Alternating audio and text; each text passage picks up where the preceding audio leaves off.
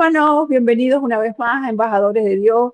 Gracias por estar ahí. Esto es una bendición que solamente es por la gracia y la misericordia de Dios que nos permite participar de su belleza y nos llama a trabajar en su reino.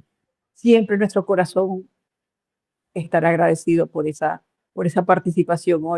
Hoy oraba y decía, Señor, gracias, gracias, Padre.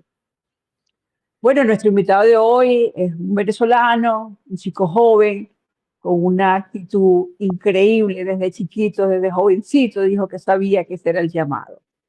Nuestro pastor Gabriel Useche de Valencia, Venezuela. Pastor, bienvenido.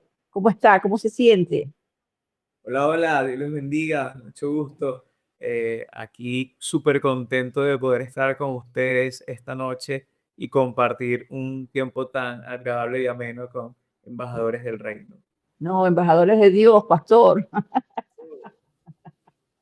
Está bien, eso es parte de que somos humanos, que esto es natural, que esto es fresco, que esto no es una compañía donde la gente se sabe todo el protocolo a habido y Sí. por haber. Yo me pongo a ver los grandes periodistas y quita, ponen fuera. Pero anyway, bienvenido, pastor. Gracias por estar ahí. El pastor, como saben, está en Venezuela y el problema de la electricidad es una situación y solamente le dije, pastor, descansemos en Dios. Me llama la atención, pastor, que a los 15 años usted tiene un llamado a Cristo y sabía que era ese el camino. A los 15 años.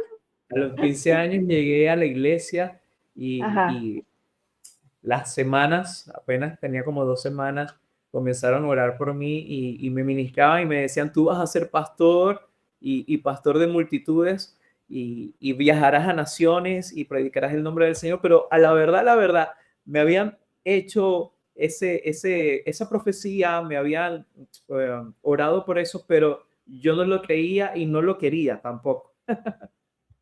Pero ¿cómo llega a Cristo? Porque la historia es que usted es el primero en su casa que llega a Cristo. ¿Quién lo lleva a la iglesia? ¿Y por qué aceptó a Cristo en su corazón? Un amigo que estudiaba conmigo, su papá era pastor y me invitó a su iglesia. Y en ese momento el papá de él ya se había ido y estaba otro pastor que iba a dirigir la congregación. Y yo fui a aceptar la invitación y ese día sentí en ese lugar algo que jamás había sentido tan grande como fue un abrazo lleno de un amor impresionante y ese abrazo transformó mi vida.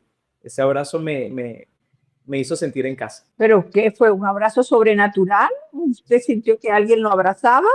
¿Lo abrazaba el pastor? ¿Lo abrazaba el amigo? ¿O era papá Dios abrazándolo? Mire, humanamente era el pastor, pero espiritualmente ese abrazo Ah, ok. transformó mi vida, transformó mi Amén. vida.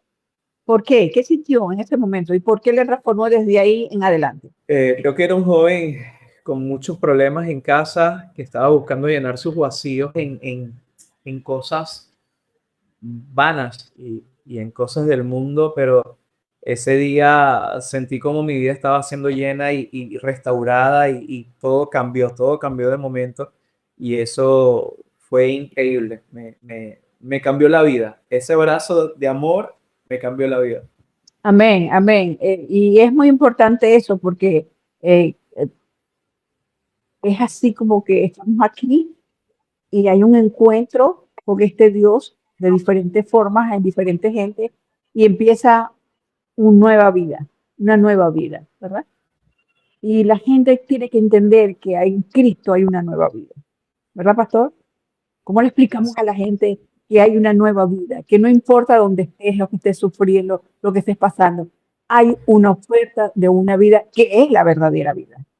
Explíquenos un poquito ahí cómo fue eso y en qué consistió esa nueva vida que le dio Jesucristo. Así es, hermana, esa nueva vida llenó todos los vacíos que habían y de repente todo se transformó, todo el caos se ordenó, así como cita las escrituras en el libro de Génesis, que la tierra estaba desordenada y vacía, pero de repente comenzó Dios a crear y a dar forma, ¿no? Como dice la palabra, así pasó en mí. Ese día sentí como ese abrazo restauraba, sanaba y como poco a poco, a medida que iba más a la iglesia, me iba enamorando, cambiando convicciones, cambiando culturas, cambiando fe, cambiando estilos de vida y cambiando un propósito para la eternidad. Amén, qué lindo. ¿Y qué dijo su familia? Porque me imagino que se convirtió evangélico. Así decían en Venezuela, Dije, ¿verdad? Están locos, ya, se volvió loco, se convirtió en evangélico. Aleluya. Qué horror. Entonces, ¿qué hizo la familia si usted era el primero que aceptaba a Cristo en su corazón? ¿Qué hizo su familia? fue, fue un rechazo inicialmente.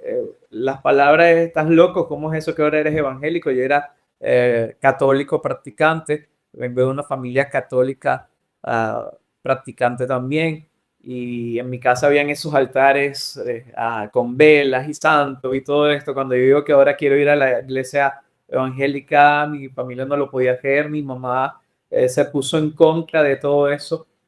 Me quitó la mesada, me quitó el dinero, comenzó a hacerme presión. Eh, eh, Cuando yo anteriormente, antes de ser cristiano, iba a fiestas, no me decía nada, pero ahora para ir a la iglesia, ¿qué haces tanto tiempo metido ahí? ¿Por qué esto, lo otro? Y se armó una guerra en casa, donde aún el ambiente espiritual cambió porque eh, eh, todo se puso muy tenso, todo se puso muy tenso, fue muy difícil. Esto de ser cristiano, en vez de arreglarme la vida, me arregló muchas cosas adentro, pero ahora externamente siento la presión, ¿no?, de mi familia. ¿Y qué hago? Y él me decía, hijo, ora, porque si creyeres serás salvo tú y tu casa. Tú y tu familia servirán al Señor y tú eres la luz ahí en esa casa. Así que tú te los tienes que ganar. Ese era el desafío que me ponía el pastor. Y así fue. Así Amén. fue. Así fue. Amén, Duré santo. 6 meses orando y orando y orando, ayunando, y se convirtió mi hermano que es mayor que yo por 2 años. Luego él y yo nos unimos y comenzamos a orar, a orar, a orar. Llegó mi papá a los 6 meses siguientes, y luego comencé a orar, orar, orar, y llegó mi mamá a los 6 meses siguientes. En 1 año y medio, toda mi casa era cristiana. Muchos años Ajá. después, ahora soy el pastor de mi mamá y de mi papá, Amén. y Qué eso es que lindo. Así que si tú eres el primero cristiano en tu casa, ahí tienes un ejemplo palpable. Primero porque Jesucristo lo dijo, la Biblia lo dijo, tú y tu casa serán salvos, ¿verdad? Y eso hay que creerlo. Nosotros lo hemos vivido en nuestra vida, en nuestra familia. Hemos visto como mucho, todavía falta, pero bueno, eso se lo dejamos al Señor. Pero ahí está, ¿verdad, pastor? Que así es, la vida así es. confirma la palabra del Señor. Así es, esas promesas son reales.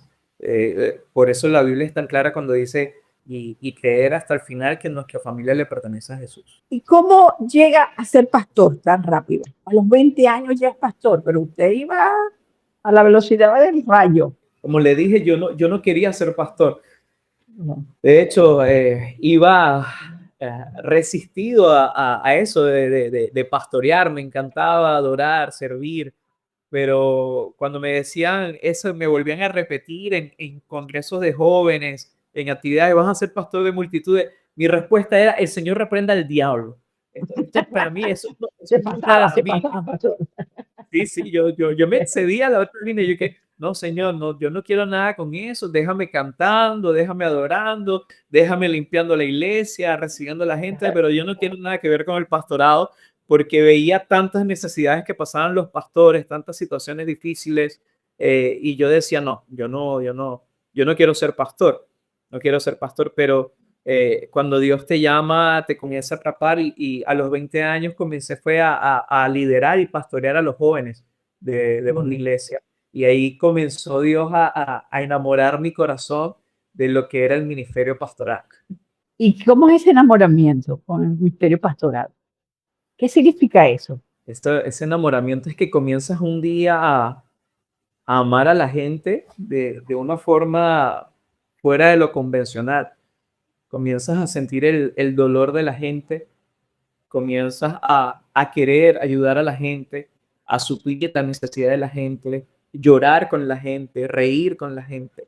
Comienzas a enamorarte y a generar unos vínculos profundos que tú estás claro que eso no viene de un ser humano común, de un corazón común, Okay.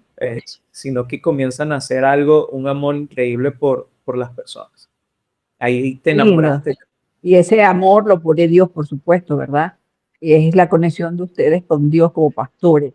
Es decir, hacía Jesucristo, sufría por el prójimo, lloraba con el prójimo, sanaba. Es decir, definitivamente eso viene del cielo, porque no hay forma que el ser humano reproduzca ese amor si Dios no nos llena con ese amor, ¿verdad?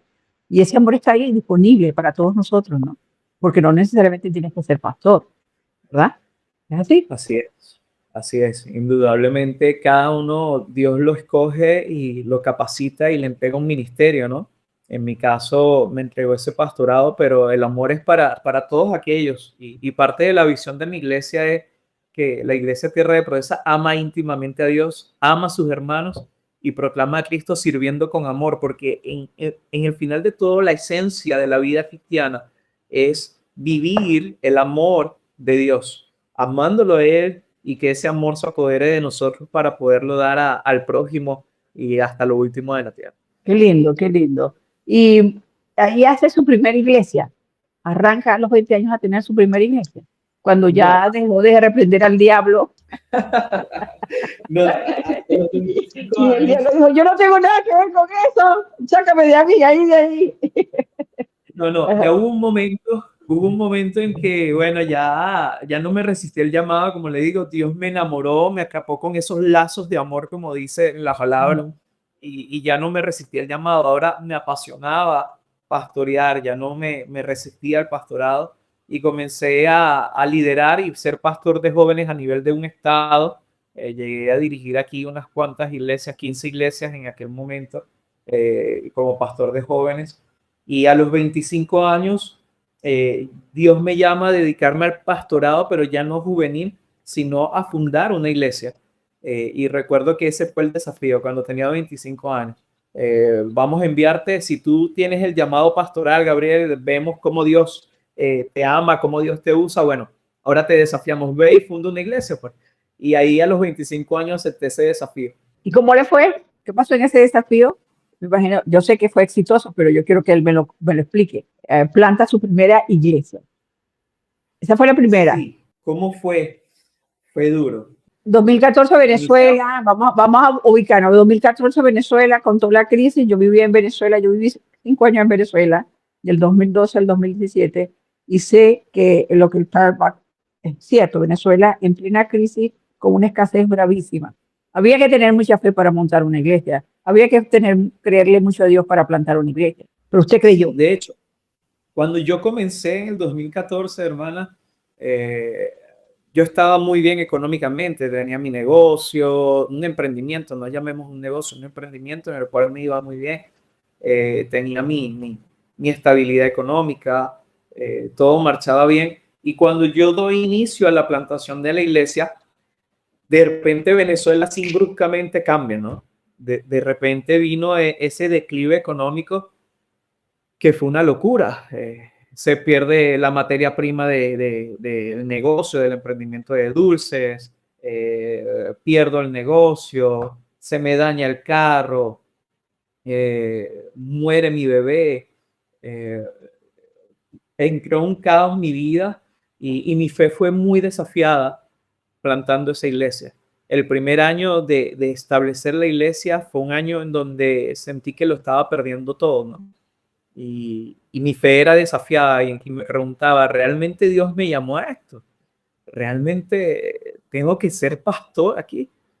Pero la convicción y la fe pudo más y las respuestas de Dios fueron llegando, en los caminos se fueron abriendo y perseveramos y está la iglesia que hoy en día estamos pastoreando.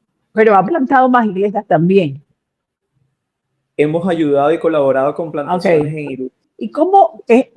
Yo me imagino su pastorado en Venezuela, con una situación tan difícil como la que está contando. ¿Cómo es que usted hace un comedor? ¿Cómo es que decide darle de comer a los niños? Me imagino, por supuesto, que la crisis es grandísima, que hay una necesidad absoluta, pero eso es ir en contra de toda la situación de ese país.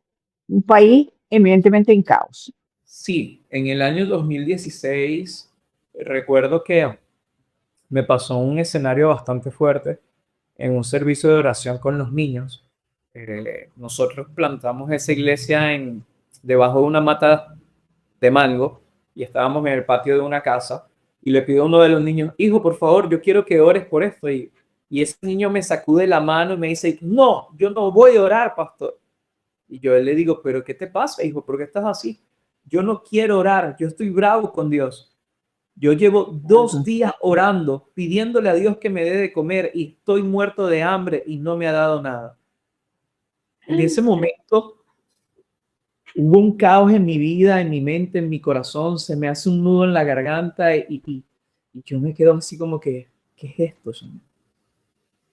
Respiré, uf, respiré hondo, agarré fuerza y le dije, yo voy a orar, no te preocupes. Y oré y esa noche llegué a mi casa y me metí a bañar, comencé a llorar amargamente y recuerdo unas palabras que le dije a Dios, ¿para qué me llevaste allá? Si me llevaste para ver morir a los niños de hambre, entonces yo renuncio a este pastorado, yo dejo esto, pero si tú me llevaste para dar solución, para cambiar vidas, para transformar vidas, Señor, entonces dame la salida, muéstrame qué hacer, guíame y dame una solución, porque no quiero estar haciendo ministerio, viendo morir a la gente que está a mi alrededor de hambre. Y ese día nació el sueño del comedor. Y los días domingo comenzamos a dar sopa, hermano. De hecho, es increíble. El estado físico de los niños era tan complejo que cuando les hice la primera comida, la primera sopa un día domingo, llegaron aproximadamente 60 niños. Y cuando ellos comieron la sopa de pata de ganado, la carga vitamínica era tanta y la descompensación física que ellos tenían era tan grande que esa sopa les bajó la tensión y los desmayó. Tuve que salir corriendo y menos mal que al frente de esa cancha donde hacía los cultos había una enfermera y ella me dijo, vamos a buscar azúcar y compramos caramelos y le tuvimos que poner caramelos a los niños para que volvieran en sí, porque ellos cayeron desmayados al comer esa primera comida. No, me quedo asombrada. De eso se produce, eso pasa. ¿Y usted qué sintió espiritualmente frente a ese fenómeno? Me asusté mucho, me asusté mucho. Yo dije, yo les quería revivir y terminé matándolos. Al principio me asusté mucho porque yo dije, ¿qué es esto, señor? O sea, Pero no se puede desmayaban, ser. pastor, se desmayaban así, sí. ¿Y Se cuántos niñitos desmayaron. tenían? ¿Cuántos niñitos Como tenía le en dije, ese momento? de los 60 niños que habían, por lo menos unos 15, 18 niños terminaron desmayados esa primera vez. En los Ajá. años de 2021 ya no dábamos de comer solamente los domingos, sino que comenzamos a dar de comer martes, miércoles, jueves, viernes y los domingos. Más bien en la pandemia, cuando todas las iglesias cerraron, cuando todas las iglesias cerraron, cuando todos los pastores y muchos de las comunidades dejaron de atender las iglesias, yo abrí la iglesia de lunes a lunes prácticamente. Nosotros abrimos una escuelita en la iglesia y nosotros atendíamos y recibíamos a los niños a las 8 de la mañana, le enseñábamos a leer, le enseñábamos la Biblia, teníamos una hora de clase bíblica, cantábamos, adorábamos y terminamos, trabajábamos. Y yo decía, si los médicos están muriendo por salvar vidas, yo como pastor estoy dispuesto también a morir para salvar almas. Así que ese fue el lema y a mí se unió un grupo de docentes, de jóvenes que fungieron como maestros, como adoradores, como guías y fue una época increíble en la iglesia sirviendo a la comunidad. Y Más de eso en 160 niños. pandemia, en pandemia. Eso en plena pandemia. Más de 160 niños atendíamos en la iglesia en medio de la pandemia. ¿Qué pasó? ¿Ese proyecto se cae? ¿Qué pasó con ese proyecto? ¿Sigue vivo el proyecto? Lamentablemente, las personas que teníamos que nos apoyaban económicamente fueron retirándose y así hasta que perdimos la capacidad de dar el alimento, de dar la comida, el almuerzo, porque no dábamos una merienda, dábamos un almuerzo completo. Hoy en día tenemos la capacidad y estamos bendiciendo a través de nuestros proyectos misionales y de nuestras células.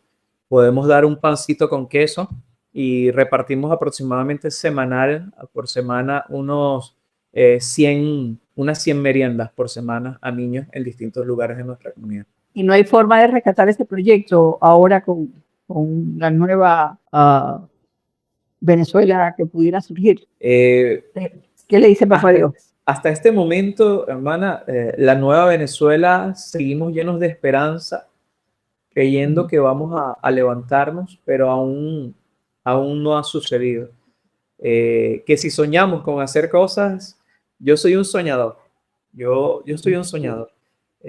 Lo que Para el hombre era imposible hacer en el año, los que conocen Venezuela y la realidad, era imposible montar un comedor en Venezuela en 2016, 17, 18, 19. Era imposible abrir un comedor en el 2020, 2021, un mundo entero en caos.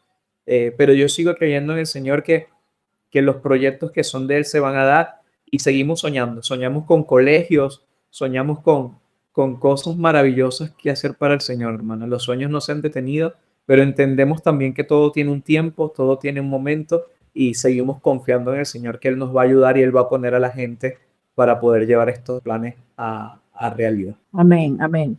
Bueno, les quiero decir que yo no conocía el pastor Ucheche, la historia es esta.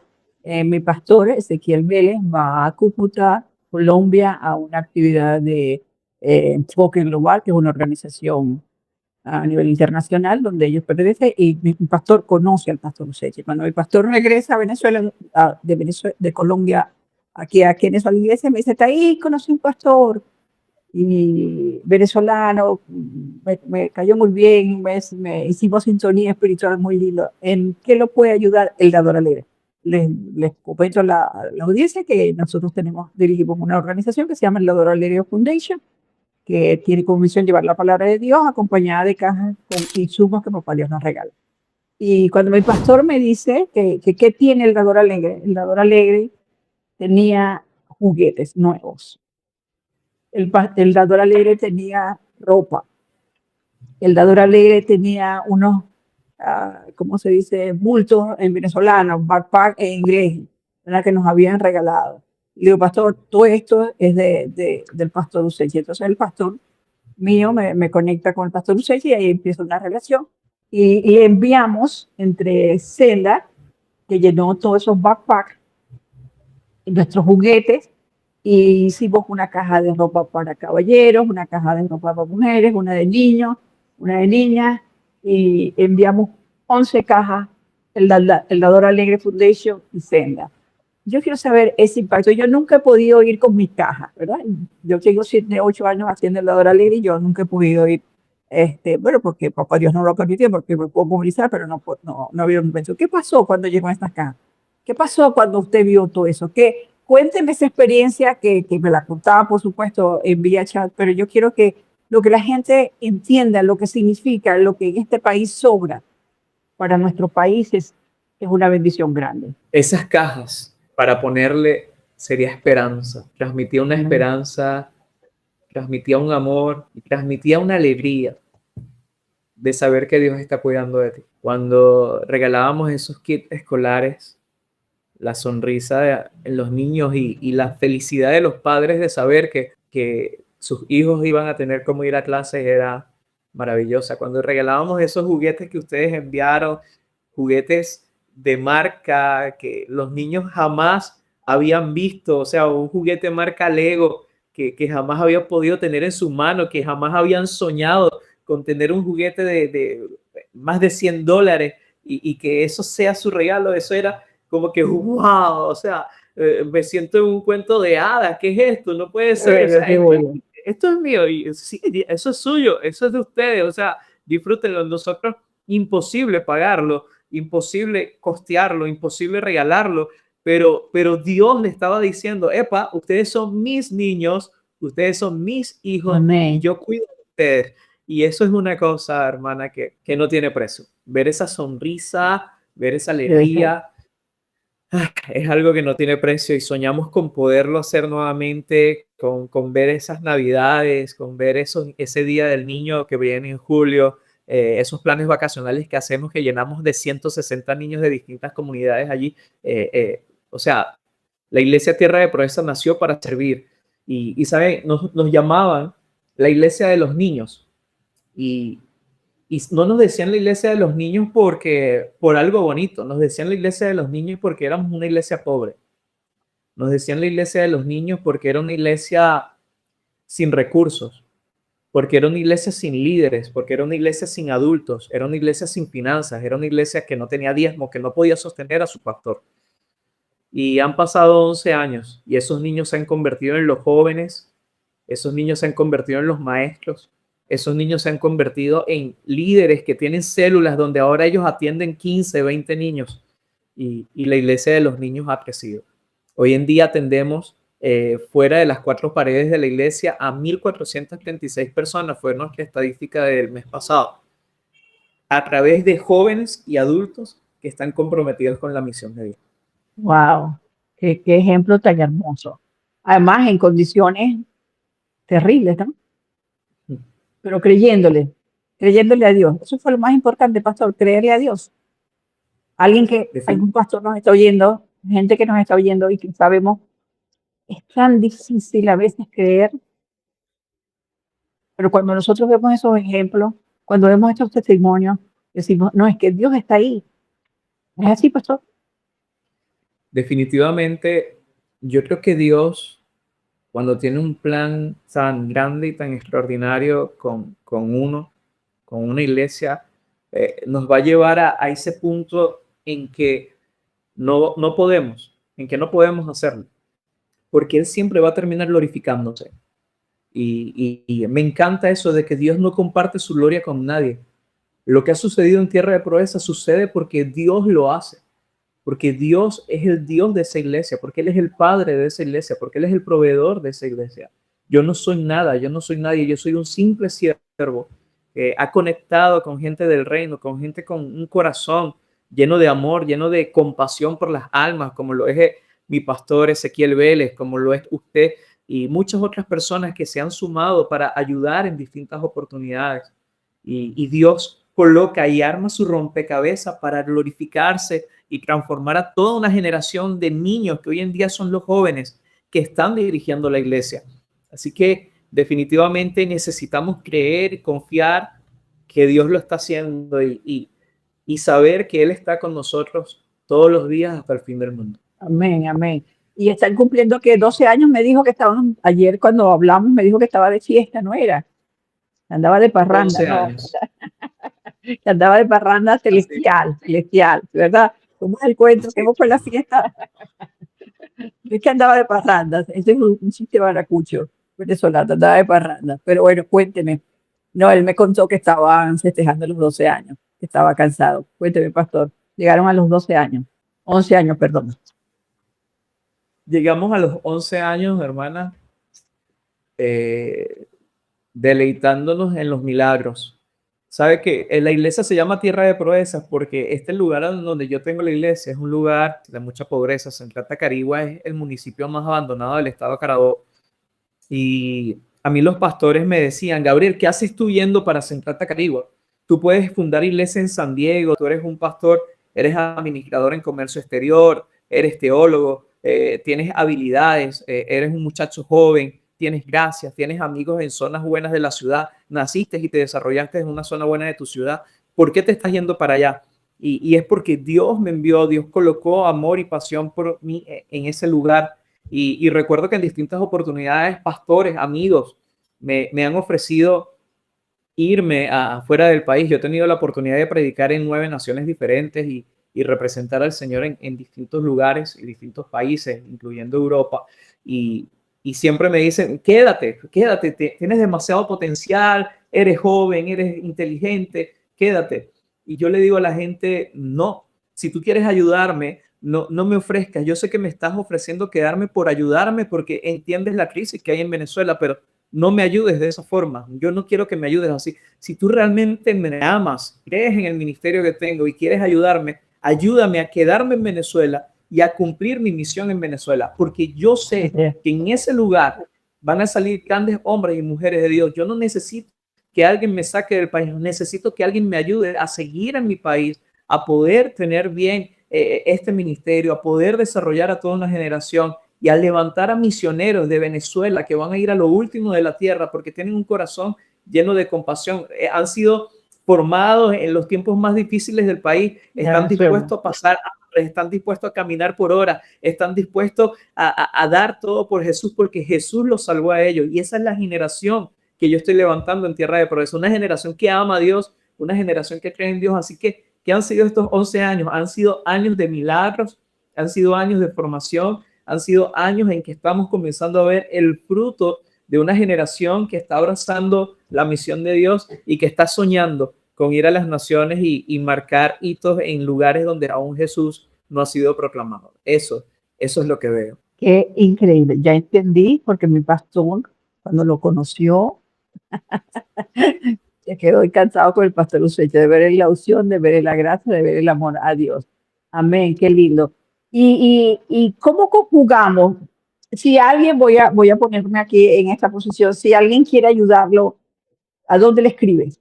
Eh, A las, Pueden contactarme a través de mis redes sociales, eh, Ujú, Gabriel Useche, por Facebook ujú. o Gabriel Useche Allí también están, allí la están poniendo. Instagram. Ujú. Y también, si usted quiere, pueden compartir mi número de teléfono con el código +58 412 481 4191 y estamos con los brazos abiertos, esperando socios, esperando gente que quiera de verdad, que tenga la pasión. No, así como es el pastor Ezequiel y ustedes no buscan glorificar su nombre, ni su fundación, ni ser los exaltados. Nosotros somos héroes anónimos siempre. Somos Amén, esas así es. personas que son las manos y los pies de Jesús y estamos con intenciones de servir al reino de Dios y extender el reino. Gente que quiera sumarse a estas iniciativas. Nosotros tenemos el tiempo, las ganas, la pasión, la determinación, pero sí necesitamos la ayuda, necesitamos la finanza, necesitamos los recursos. Nosotros estamos dispuestos a seguir aquí en una Venezuela difícil, complicada, en una Venezuela donde aún ni siquiera he podido comprar mi casa propia, donde aún hace falta muchas cosas hacer, pero no importa, uno está dispuesto porque uno sabe, hermano, a quién le está sirviendo, uno sabe que hay un propósito mayor que no es el nuestro propio, es un sueño y es el sueño de Dios en el corazón de hombres y mujeres que le han dicho sí a Dios y que siguen creyendo que estamos haciendo lo que Él nos ha mandado a hacer. Y esa es mi convicción. Amén. ¿Y cómo ve la expansión de ese reino en Venezuela? Venezuela, entrar en esta materia es difícil porque duele, ¿verdad? Usted allá, usted ve más que allá. Yo vi 5 años y yo me regresé, ¿verdad? Yo realmente vivo en este país hace muchos años, pero sí vi la crisis y hoy veo la situación y tengo esperanza. Yo no he perdido la esperanza de que esa Venezuela vuelva a resurgir, pero va a surgir desde las cenizas, pero nuestra líder, la líder que está allí en escena, María Corina, dice que esta es una guerra espiritual y uno puede entender perfectamente que Venezuela ha pasado por muchas cosas espirituales. ¿Cómo lo ve usted, pastor? Bueno, hermana, no soy político, pero Ujú. puedo decir que en este momento Venezuela tiene un aire de esperanza y, y si hablamos en términos políticos, esto va a llevar un tiempo. La reconstrucción de nuestro país va a llevar un tiempo. Muchos me han preguntado, ¿ya está listo? ¿Todo está bien? ¿Cómo estás tú, Gabriel? No está listo. La inflación no está controlada, las cosas no están bien. Necesitamos ayuda, necesitamos apoyo, necesitamos compañía, necesitamos oraciones. Y cuando me habla, ya hablando fuera de lo político, sino en lo espiritual, definitivamente Sí, sí. Venezuela estaba sitiada espiritualmente, Venezuela estaba dormitada espiritualmente, aun cuando también al mismo tiempo puedo decir que en medio de ese ambiente, la iglesia de Jesucristo ha crecido en medio de la crisis, en ok, medio de toda es esa importante. opresión espiritual. La iglesia ha prevalecido, como dice la palabra del Señor, las puertas del Hades no prevalecerán en contra de la iglesia de Jesucristo. Y nosotros hemos visto eso. Nosotros hemos visto la mano de Dios y el cómo estamos caminando hacia la extensión del reino. Hay iglesias que se durmieron, pero también hay gigantes en la fe en Venezuela que se despertaron y tienen la claridad de lo que Dios le ha mandado a hacer. Así que yo creo que todo lo que ha pasado y lo que va a pasar es en parte la respuesta a las oraciones de todo el pueblo cristiano, evangélico de Venezuela y del mundo entero que está orando por nosotros. Qué lindo, qué hermoso, que me llena de esperanza ahora más, de seguir creyendo. Yo sé que es un tiempo difícil, esa no es pelea fácil, ni espiritual ni políticamente, son peleas difíciles, pero este, habrá una resurrección. saldremos de... Y si está esa iglesia, que es lo fundamental, que estaba en una iglesia orando, intercediendo, dando la lucha como usted y como muchos que no conozco, pero que sencillamente están ahí creciendo, eso es bellísimo. Un buen ejemplo de cómo puede salir un país hacia adelante a partir de Cristo Jesús. Como salimos los humanos también delante con Cristo Jesús, ¿verdad? Porque no solamente es un país, nosotros somos parte de esos países y somos nosotros quienes llevamos la obra de Cristo hacia adelante. ¿Cómo ve el Evangelio a nivel mundial? ¿Qué le falta a la iglesia nuestra? ¿Qué le falta? ¿Qué Dios le pone en su corazón de lo que debemos hacer como iglesia en este momento? Yo creo que tenemos que enamorarnos más de Dios. Creo que la iglesia evangélica a nivel mundial necesita comprender que estamos aquí en la tierra para representar a Dios y que debemos enfocarnos más en su obra, que no estamos aquí para construir nuestros reinos, ni nuestra marca, ni aún templos ostentosos. Estamos aquí para salvar almas y creo que necesitamos más intencionalidad en eso. Creo que necesitamos más intencionalidad en el dar lo mejor de nosotros por los perdidos. Y creo que la iglesia de Venezuela lo ha comprendido. La iglesia de Venezuela con tantos años en crisis ha madurado, ha crecido. Y hay un remanente que está esperando la oportunidad de ir a las naciones y estamos yendo aquí y queremos ascender fronteras e ir mucho más allá. Estamos soñando con llegar a todos esos lugares y es lamentable como en muchos lugares que fueron centros de avivamiento, porque soy un estudioso de las misiones, lugares como Inglaterra, Alemania, que fueron centros de avivamiento espirituales, hoy en día necesitan ser reevangelizados, porque el amor de mucho pueblo evangélico de esos lugares se ha enfriado y ahora necesitan la fuerza latina, la fuerza asiática, la fuerza americana para volver a encender ese amor y esa pasión por las almas. Así que este es nuestro tiempo, esa es nuestra tarea, ese es nuestro llamado y tenemos que decirme aquí, envíame a Papá Dios. Amén, amén, qué lindo.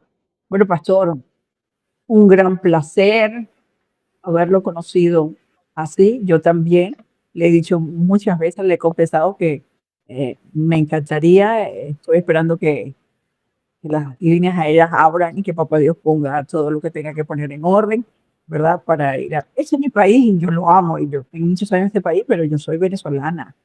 Por los poros se me sale lo venezolano y lo maracucho más y yo disfruté mi tiempo en Venezuela y yo me voy a comer unos pastelitos y voy a ir a... Yo tengo un itinerario, yo tengo todo un itinerario, yo sé por dónde voy a llegar a Caracas y por dónde voy a bajar, voy a llegar a Valencia, voy a ir a las playas y así voy recorriendo porque sueño con volver a estar en mi país. Y me encanta que hombres como usted estén allí con esa fortaleza, con ese amor, dando un ejemplo absoluto de lo que es el amor de Dios en la vida de nuestros países y de nuestros prójimos sobre todo, ¿verdad? Porque hacer iglesia en países así es duro, pero mire su rostro, le miro su rostro, le miro ese amor con que habla y me quedo encantada, encantada de la vida, de haberlo conocido. Pero no terminamos este programa si usted no hace un llamado a aceptar a Cristo para cualquiera que nos esté escuchando. Porque me parece que usted habla de ir a los, nosotros hablamos de una comisión digital y por el mundo, pero no puedo ir por todas partes, pero sí puedo armar una comisión digital, ¿verdad? La gran comisión digital. Y entre mis análisis teóricos de qué debe ser embajadores de Dios, es en la gran comisión digital. Bueno, bajo esa perspectiva, denos una oración final para alguien que quiera aceptar a Cristo en los confines de la tierra. que la única forma de sobrevivir a cualquier crisis es Jesús. Amén. Que Él es el camino, la verdad y la vida, y Él es el que me ha dado el gozo, la alegría en medio de la crisis para seguir sosteniendo y creyendo en Dios, sosteniendo a mi familia y sirviéndole con todo el amor del mundo. Y si tú estás en este momento lleno de tristeza, de cosas que has perdido, lleno de dolor, aún un duelo que estés enfrentando, sin importar lo que esté pasando, quiero decirte que el amor de Dios que me llenó a mí también quiere llenarte a ti. Y tú solamente necesitas decirle sí a Él y dejar que Él te abrace. Porque donde quiera que estés, Él está ahí.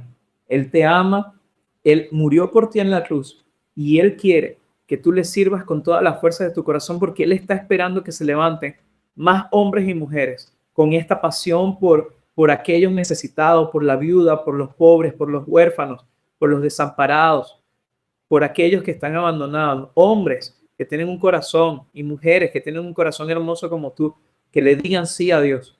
Dios tiene un propósito contigo y hoy te pido que ores conmigo y repitas esta oración. Señor Jesús, hoy te acepto como mi Señor y Salvador y te pido que me ayudes a caminar contigo para escribir una gran historia, tu historia en mi vida y en la vida de muchos. Escribe mi nombre en el libro de la vida. No lo borres nunca, Señor. Y ayúdame a cumplir con tu propósito y con tu misión aquí en la tierra. Te lo pido en el nombre del Padre, del Hijo y del Espíritu Santo. Amén. Amén. Mil gracias.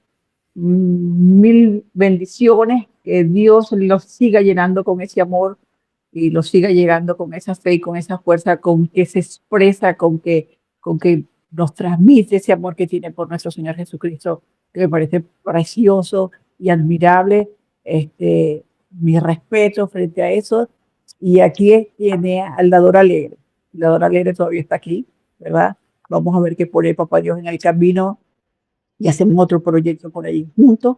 En los planes de Dios está, solamente somos obedientes. Gracias por estar ahí como embajador de Dios, que los representa perfectamente, hermosamente los representa.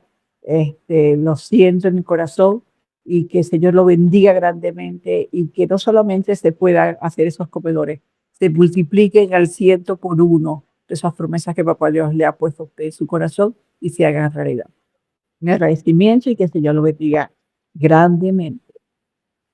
Amén, amén, hermana. Un abrazo grande. Espero también Amén. pronto poder ir allá y abrazarle, conocerle y comerme una arepa maracucha, comerme un patacón allá en Estados Unidos con ustedes, abrazar a mi pastor Ezequiel Vélez y Diga poder que lo traiga, que lo traiga. Era un placer conocerlo, un placer tenerlo embajadores de Dios y que Dios me lo bendiga grandemente. Me encantó la entrevista.